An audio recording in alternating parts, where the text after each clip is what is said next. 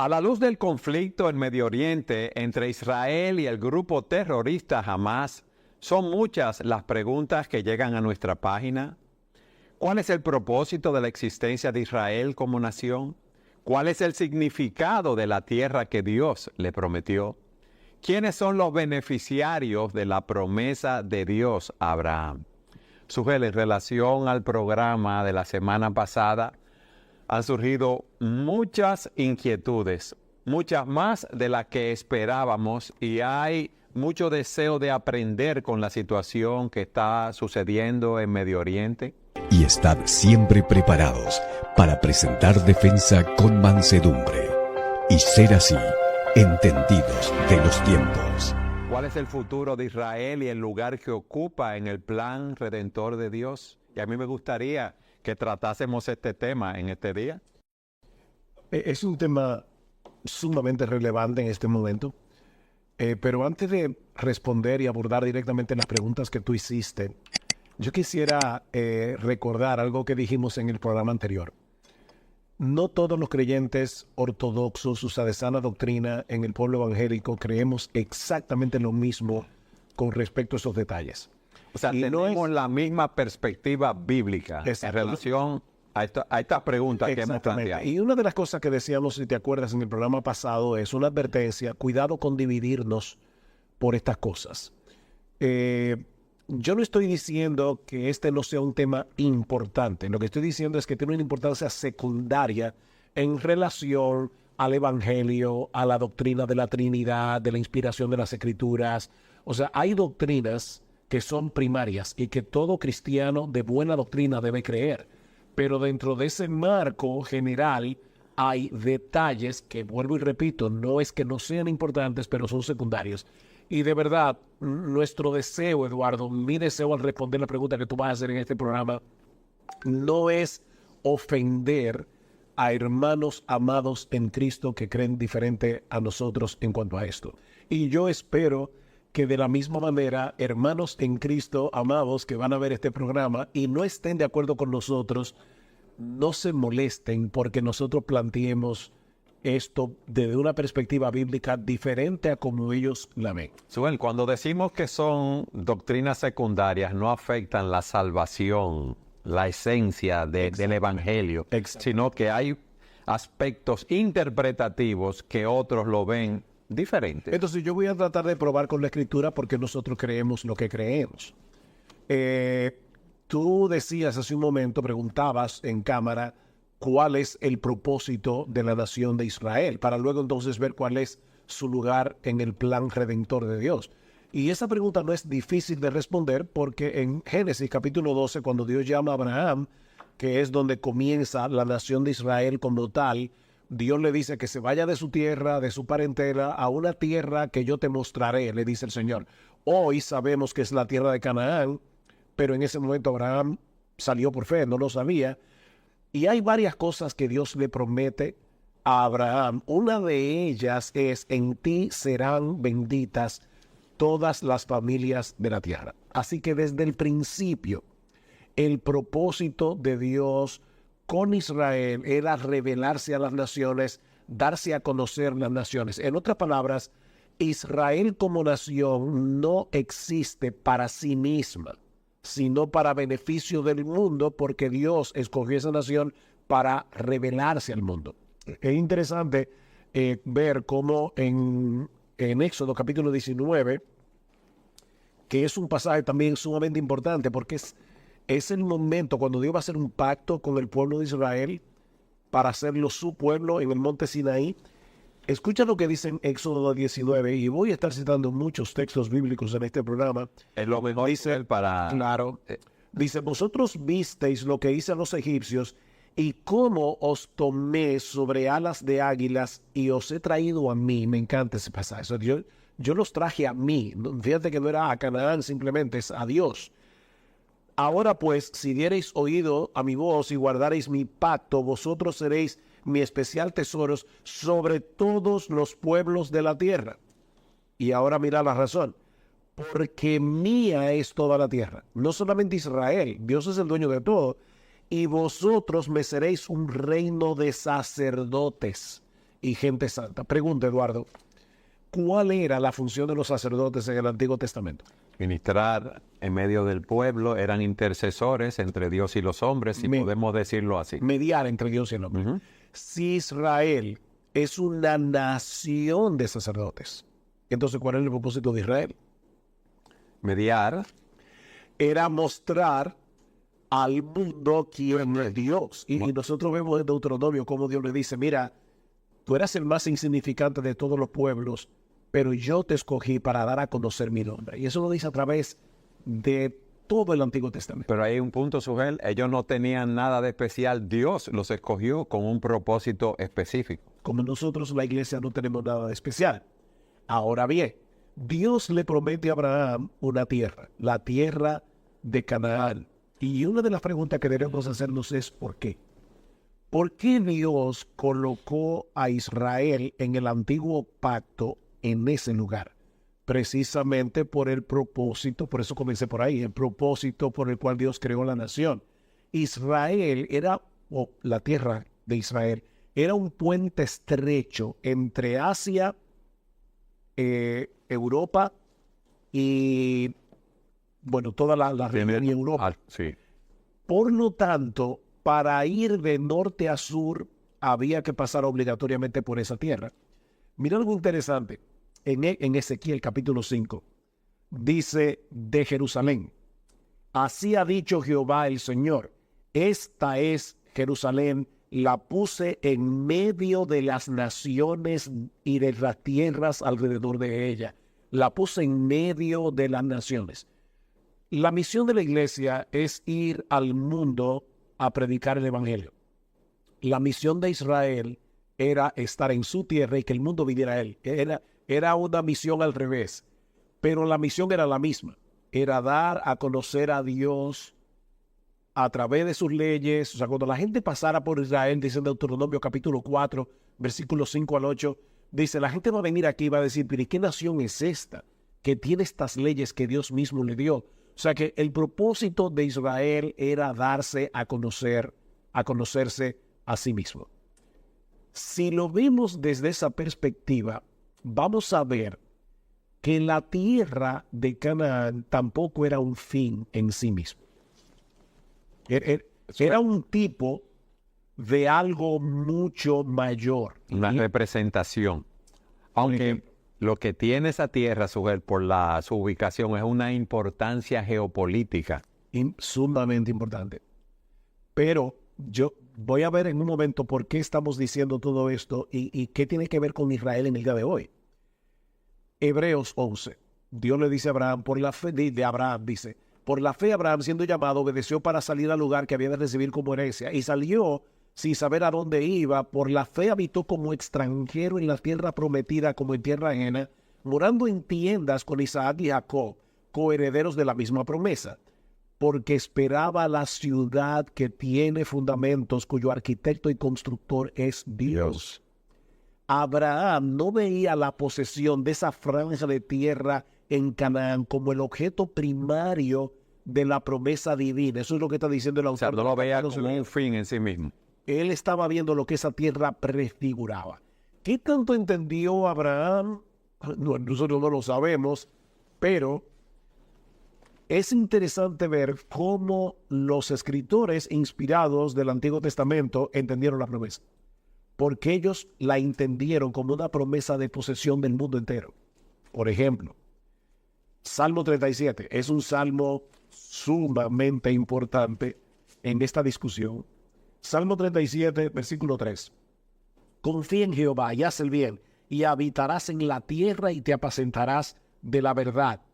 Salmo 37, el versículo 8 al 9. Deja la ira, desecha el enojo, no te existes en manera alguna hacer lo malo, porque los malignos serán destruidos, pero los que esperan en Jehová, ellos heredarán la tierra. Los que esperan en el Señor. Y así continúa texto tras texto, versículo 11, versículo 22, versículo 29, versículo 34, donde dicen los mansos heredarán la tierra. Cuando llegue el Señor, ¿qué dice Cristo en la bienaventuranza? Bienaventurados los mansos, porque ellos recibirán la tierra Por heredad. Ahora, ¿A qué tierra se están refiriendo? ¿Se está refiriendo a la tierra de Canaán o a toda la tierra? Bueno, Pablo responde esa pregunta en Romanos capítulo 4, versículo 13. Escucha lo que dice el apóstol Pablo explicando esto.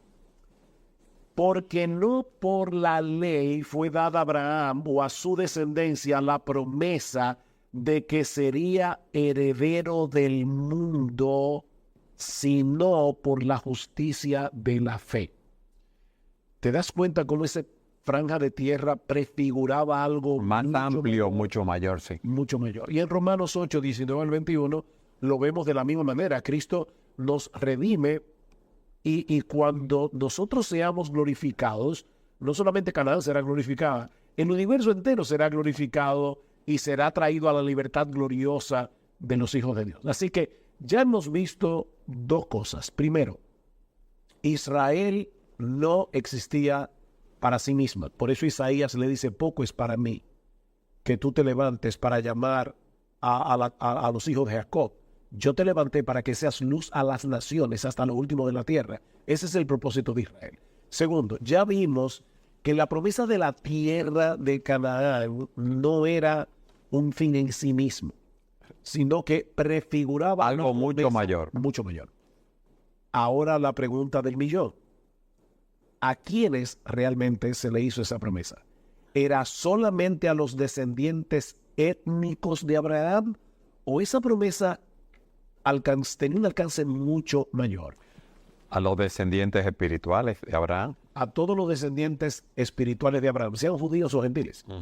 Y yo quiero probar esto, Eduardo, en el tiempo que nos resta con la Escritura para luego ver algunas implicaciones. Bueno, tú no entiendes que es bueno explicar por qué pasó con Israel que falló en cumplir ese mandato que Dios le había dado. ¿O tú quieres explicarlo después? Yo lo voy a explicar después, pero ya que lo preguntaste, esa es una muy buena pregunta. Lo que pasa es que voy a hacer un spoiler aquí si respondo. Voy a hacer un, ¿cómo se dice? Voy a dañar. Voy a dañar el argumento porque Ok. ya voy a tener que meter un elemento que no he mencionado todavía. Ok. Y es el papel que juega Jesucristo en todo esto. Sigue con tu flujo de pensamiento, no Ok. te preocupes. Romanos 4, 9 al 12. Ese texto también es importante en esta discusión. Eduardo, una pregunta muy simple, muy sencilla. Cuando Dios escoge a Abraham en Génesis 12, y cuando hace un pacto con Abraham, y ahí es que le promete la tierra, en Génesis 15, ¿Abraham era un judío en toda regla o era un pagano incircunciso? ¿Era un pagano incircunciso? Era un gentil. Sí. ¿Cómo lo sabemos? Ese es el argumento de Pablo en Romanos 4. Pablo dice, cuando Dios le dio la promesa a Abraham, él no estaba circuncidado, porque la circuncisión como señal del pacto viene en Génesis 17. O sea, Génesis 12, llamado de Abraham, Génesis 15, el pacto y la promesa de la tierra, Génesis 17, la circuncisión como señal del pacto. Y mira ahora la interpretación que Pablo le da a esa secuencia de tiempo. Dice, ¿cómo le fue contada a Abraham su fe por justicia? Porque esa expresión aparece en Génesis 15:6. ¿Estando en la circuncisión o en la incircuncisión? Dice Pablo, no en la circuncisión, sino en la incircuncisión. Y recibió la circuncisión como señal, como sello de la justicia de la fe que tuvo estando aún incircunciso, para que fuese padre de todos los creyentes no circuncidados, los gentiles, nosotros, a fin de que también a ellos la fe les sea contada por justicia, y padre de la circuncisión para los que no solamente son de la circuncisión, es decir, para los que no solamente descienden físicamente de Abraham, sino que también siguen las pisadas de la fe que tuvo nuestro padre Abraham antes de ser circuncidado. Así que hoy, Eduardo, decir que el pueblo de Israel es la nación escogida por Dios, simplemente porque son descendientes de sangre de Abraham, no deja de ser una negación del evangelio mismo. ¿Por qué? Porque los descendientes de Abraham, según Romanos 4, no son los descendientes étnicos, sino los que siguen en las mismas pisadas de la fe de Abraham. O sea que si no han creído en Cristo, no son el verdadero Israel. Suel, ¿y tú no Perdón. ¿no crees que esa confusión viene que como hubo una elección étnica, como tú lo planteaste al principio, las personas piensan que también esa elección es para salvación espiritual? Probablemente sí. Y déjame decirte algo, Dios no olvida su promesa. Dios va a cumplir su promesa a Abraham con sus descendientes físicos. Por eso yo creo que Israel no ha dejado de existir. Dios va a seguir salvando israelitas. Y no me refiero a la iglesia. Nosotros no somos de los que creemos en la famosa doctrina de la suplantación. O sea, que la iglesia suplanta a Israel. No, no, no, no, no. Hay un solo olivo real, que es el verdadero Israel, descendientes físicos de Abraham.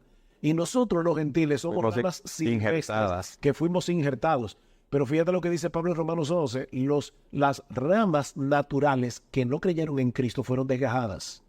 Esos no pertenecen al verdadero olivo. O sea, nosotros no creemos que la iglesia suplanta a Israel. Nosotros creemos que ahora judíos y gentiles creyentes en Cristo son el verdadero Israel. Mira lo que dice Pablo también en Romanos capítulo 2. Pues, versículo 28. Pues no es judío, oye esto, no es judío el que lo es exteriormente, ni es la circuncisión la que se hace exteriormente en la carne, sino que es judío el que lo es en lo interior. Y la circuncisión es la del corazón, en espíritu, no en letra, la alabanza del cual no viene de los hombres, sino de Dios. Esto es un juego de palabras, porque la palabra Judá significa alabanza. Entonces, lo que está diciendo es, los que verdaderamente son alabados de Dios son los que creen en Jesucristo. Y esos son los verdaderamente circuncidados en el día de hoy, Colosenses capítulo 2, versículo 11 en adelante, porque la circuncisión del Antiguo Testamento también era una señal de la circuncisión del corazón, que es la regeneración. Entonces, a menos que una persona no crea en Cristo, habiendo sido regenerada por el poder del Espíritu Santo, no es un verdadero israelita de corazón. Romanos capítulo 9. El capítulo 8 de Romanos termina diciendo que nada nos puede separar del amor de Cristo. Y eso puede levantar una pregunta, Romanos 9. Pero entonces ven aquí, ¿qué pasó con Israel? Porque ellos fueron elegidos de Dios. ¿Acaso falló la elección divina? Entonces Pablo va ahora a responder esta pregunta.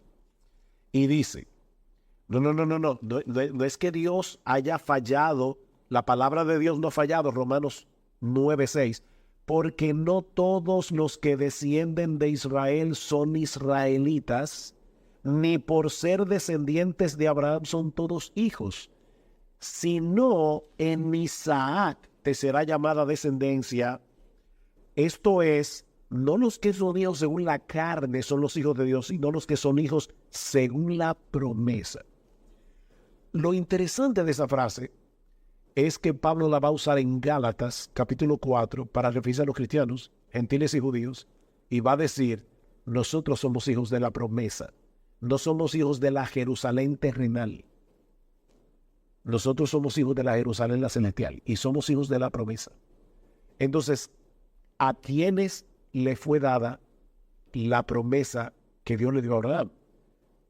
A los descendientes étnicos de Abraham que creen en Cristo, que siguen la pisada de la fe de Abraham, y a los creyentes gentiles que también creen en Cristo. Y Pablo lo explica en Gálatas 3 de una manera genial. Pero antes de llegar a Gálatas 3, para el punto que tú haces, descendientes étnicos que creen en Cristo, esa puntualización es muy buena, Sujel, por lo que decíamos hace un rato. Porque si no el hecho de nacer israelita no quiere decir que tú eres parte del pueblo de Dios, que tú eres un creyente. Mira, yo escucho personas que dicen, esta misma mañana estaba oyendo un predicador que decía, en el 1948 se cumplió la promesa de Ezequiel 37 cuando los huesos secos vinieron a ser un gran ejército. ¡Wow! Espérate. Es que la promesa de Ezequiel 37 no era crear una nación física en Canaán.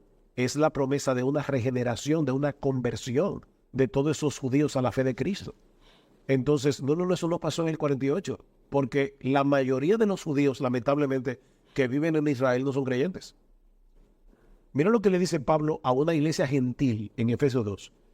Acordaos que en otro tiempo los gentiles en cuanto a la carne, o sea, ustedes que no tenían la señal de la circuncisión, eran llamados incircuncisos por la llamada circuncisión hecha con mano en la carne. En aquel tiempo estabais sin Cristo, alejados de la ciudadanía de Israel, y ajenos a los pactos de la promesa, sin esperanza y sin Dios en el mundo. Pero ahora, en Cristo Jesús, ahora nosotros somos conciudadanos. De nuevo otra vez, pertenecemos al Israel de Dios. Repito, la iglesia no suplanta a Israel. Ahora ese olivo está formado de ramas naturales, judíos, creyentes en Cristo, y gentiles, nosotros las ramas silvestres, que ahora también creemos en Cristo. Y ahora llegamos a Gálatas 3. En Gálatas capítulo 3, Pablo está explicando a una iglesia a la que le estaba sucediendo lo que lamentablemente le está pasando a muchas iglesias evangélicas en el día de hoy, que se están dejando judaizar. Eduardo, es increíble cómo muchas iglesias evangélicas se están volviendo al Antiguo Testamento en el día de hoy. Y usan el shofar y celebran las fiestas judías como si Cristo no hubiera venido. Eso era sombra de lo que había de venir, dice en Efesios en Colosenses, capítulo 2, versículos 16 y 17. Pero en Colosenses 3, ahora Pablo va a decirle a esta iglesia que falsos maestros quería judaizarla. Pablo les dice, ahora bien, recuerden que a Abraham fueron hechas las promesas y a su simiente.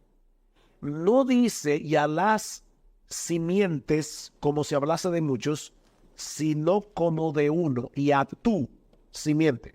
Génesis 17, la cual es Cristo. Y ahora ¿te acuerdas que te dije que no quería dañar el argumento? Ajá, el argumento. ¿Qué pasó con el Israel étnico en el Antiguo Testamento? Que no cumplió el propósito para el cual Dios lo puso ahí. No obedecieron la ley de Dios, sino que cada quien se apartó, vamos a decirlo así, siguió por su camino. Falló eso. Hubo creyentes verdaderos, muchos en el Antiguo Testamento, pero Israel como nación no cumplió el propósito de mostrarle al mundo quién era Dios. Pero ahora viene Cristo y dice, yo soy la vid verdadera. La vid era también un árbol simbólico que se usaba en el Antiguo Testamento para referirse a Israel. Hay un salmo que dice, tú eras una vid que estaba en Egipto, yo te trasplanté y te traje a la tierra de Canaán, a la tierra prometida. Pero falló. No produjo uvas buenas, como dice en Isaías 5, produjo uvas silvestres. Y ahora Cristo está diciendo, yo soy la vid verdadera y ustedes son las ramas que van a producir el fruto que el Israel del Antiguo Testamento no cumplió, porque yo soy el verdadero Israel. Jesús es el verdadero Israel. Él es la vid verdadera que produce verdadero fruto. Y ahora mira cómo sigue el argumento de Pablo en el versículo 27. Porque todos los que habéis sido bautizados en Cristo, de Cristo estáis revestidos. Ya no hay judío ni griego, no hay esclavo ni libre, no hay varón ni mujer, porque todos vosotros sois uno en Cristo Jesús. Y si vosotros sois de Cristo, ciertamente el linaje de Abraham sois, y herederos de la promesa. Nosotros somos el linaje de Abraham. Y los judíos creyentes también. Ese es el verdadero Israel. Cuando nosotros leemos la promesa del Antiguo Testamento no podemos olvidar eso, porque ahora tenemos la luz del Nuevo Testamento.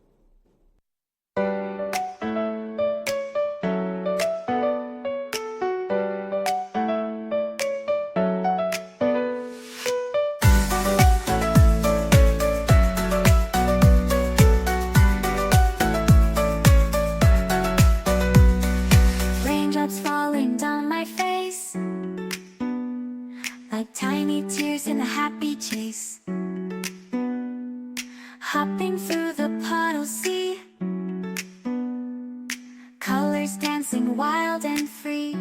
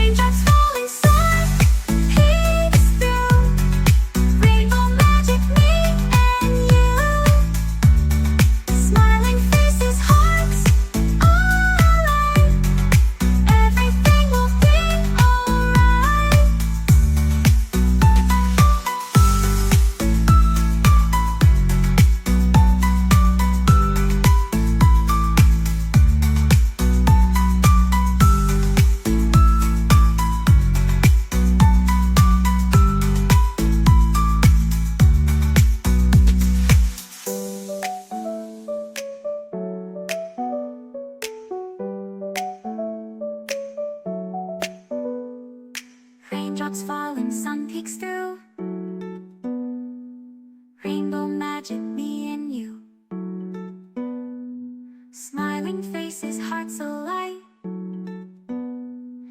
Everything will be alright.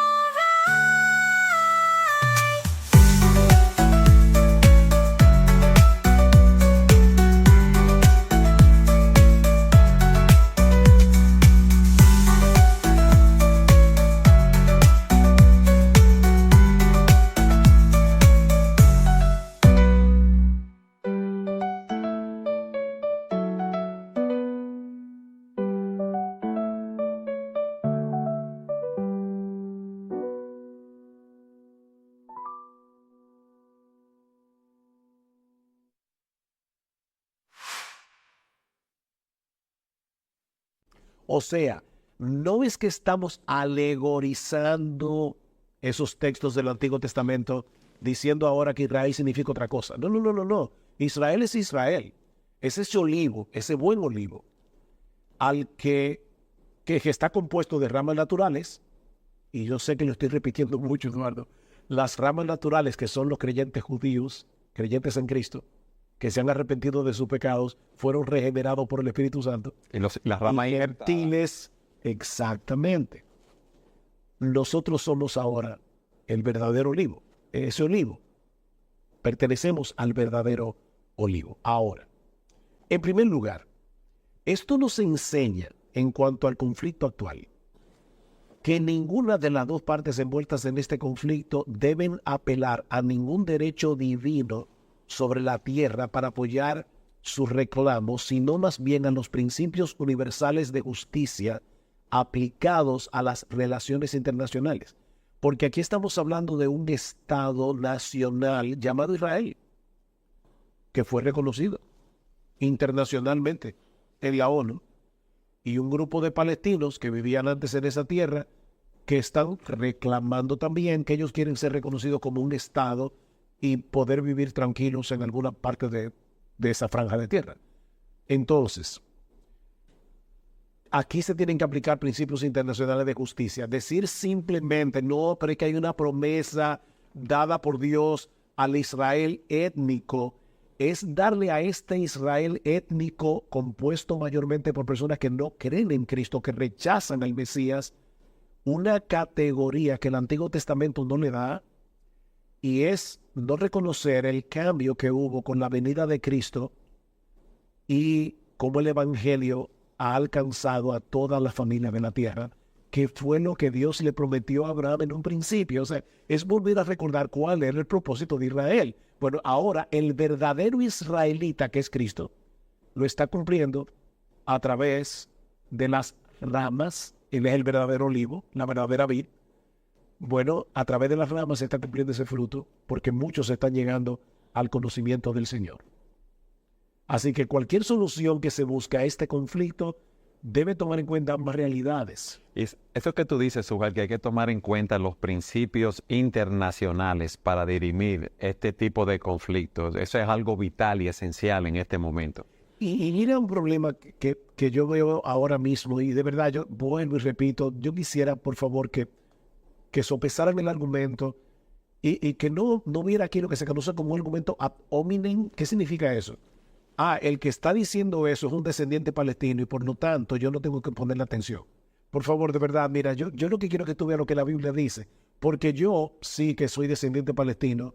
Yo no creía, cuando yo me convertí en una iglesia que no creía como yo creo ahora, yo no creía lo que yo creo ahora. Entonces, siendo palestino yo pensaba diferente, pero ahora estudiando la Escritura llegué a otra convicción y creo que simplemente estoy tratando de que se sopese el argumento. Eso es muy importante, Sujal, porque no debemos dejar que las pasiones y las emociones nos controlen, nos dominen, y más nosotros como cristianos, que lo que debe controlarnos es la palabra de Dios. Y yo creo que tú has presentado una suficiente argumentación para probar eso. Y yo sé que algunos se estarán preguntando, ¿y qué de Romanos 11?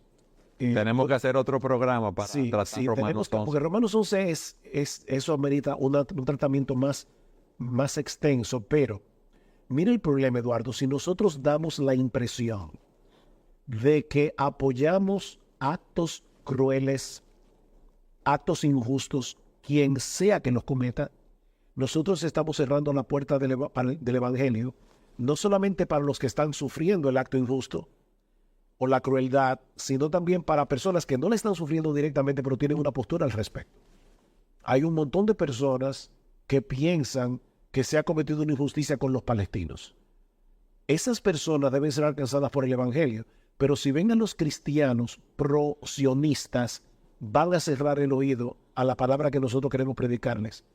Pero lo mismo ocurre del otro lado. Nosotros queremos que Israel también se convierta. Nosotros queremos que los israelitas sean alcanzados con el Evangelio. Y si damos la impresión de que estamos defendiendo los actos terroristas que palestinos han cometido en la historia y que son injustificables, independientemente de que yo piense o no que con Palestina se ha cometido una injusticia, nada justifica, por ejemplo, los actos atroces que jamás cometió el sábado 7 de octubre. Nada lo justifica. Entonces, nosotros los cristianos queremos alcanzar a unos y a otros. Ahí tenemos que imitar a Pablo. Yo me hago judío para ganarme al judío y me hago gentil para ganarme al gentil. Porque al final de cuentas, lo que yo quiero es ganarnos para Cristo, a judíos, a gentiles, a israelitas y a palestinos.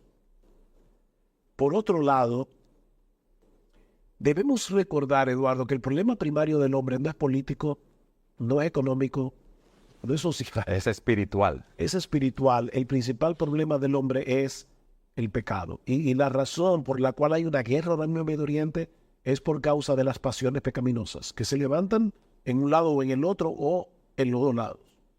Por lo tanto, la crisis en Medio Oriente o la crisis en Ucrania y Rusia, porque ahora mismo, Eduardo, toda la atención se está enfocando en Israel y Palestina y se entiende por qué.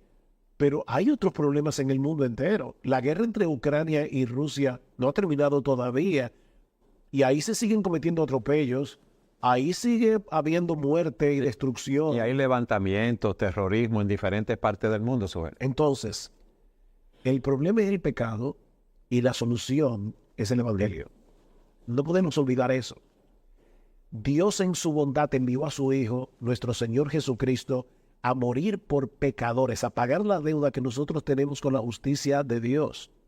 Y la buena noticia del Evangelio es que si tú crees en Cristo, mira, no importa si tú eres israelita, no importa si tú eres chino, no importa si tú eres dominicano, si tú eres chileno, si tú eres de la nación que sea, tú vas a ser recibido y vas a ser injertado en el buen olivo porque has creído en el Señor Jesucristo, que es la verdadera vida. Y nosotros tenemos...